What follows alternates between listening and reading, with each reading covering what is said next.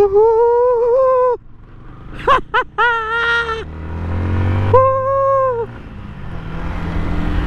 Sabi ko last time Indy 16 lang yung bibilin ko eh. Pero na-tempt pa rin ako na bumili ng Indy 32 na filter para sa aking GoPro Hero 11 Mini Black.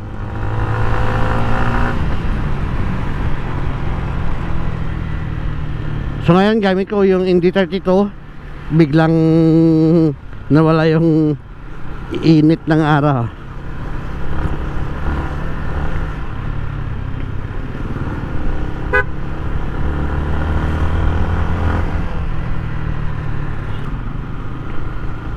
Titingnan natin sa ganitong panahon kung ano bang maganda gagamitin, 16 ba o ang 32 na neutral density filter.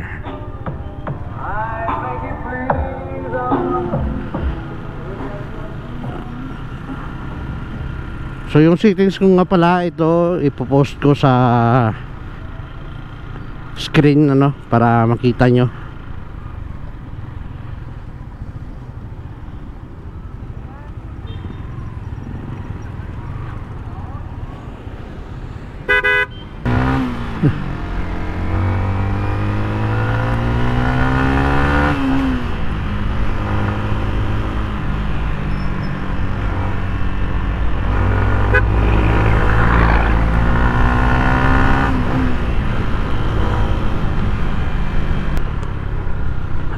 Ngayon balik tayo at saka try na naman natin yung Indy 16.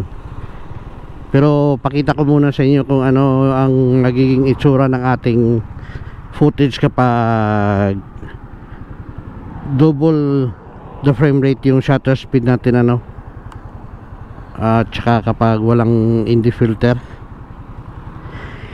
Yung Indy filter ko nga pala is from Pulus. Ang pangit lang dun sa ano nila, walang lalagyan. So ito, lalagyan ito ng 18650 ko na battery. Ginawa ko lang ng paraan. Tapos kasya naman. So ito yung Indy 16 at saka ito yung stock na lens cover ng Hero 11. So papakita ko sa inyo anong itsura ng video kapag wala ang filter.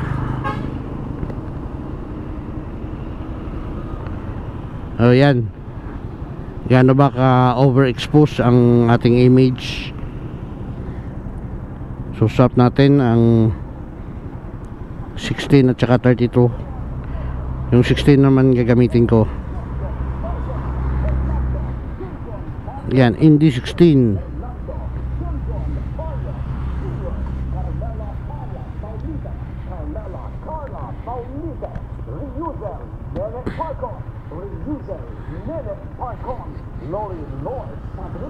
So ito na, Indy 16, same settings, iba lang yung filter.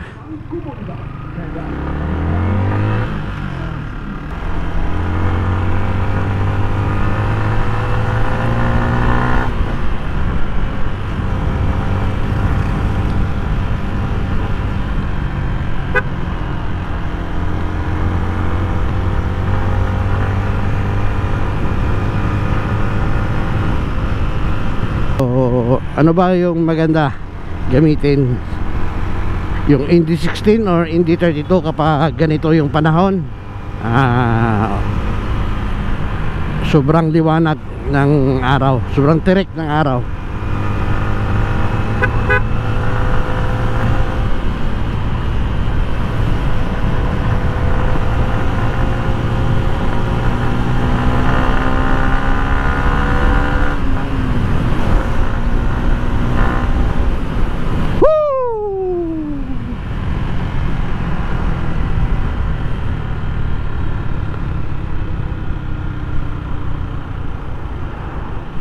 So yung goal ko nga pala nito is for the motion blur, ano, para maganda rin tingnan, para hindi na ako gagamit ng hyperview ng Hero 11.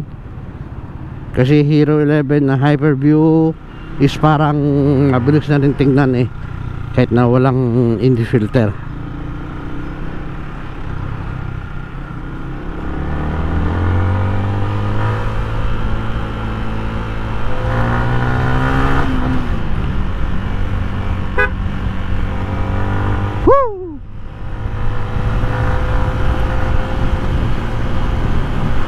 So paano?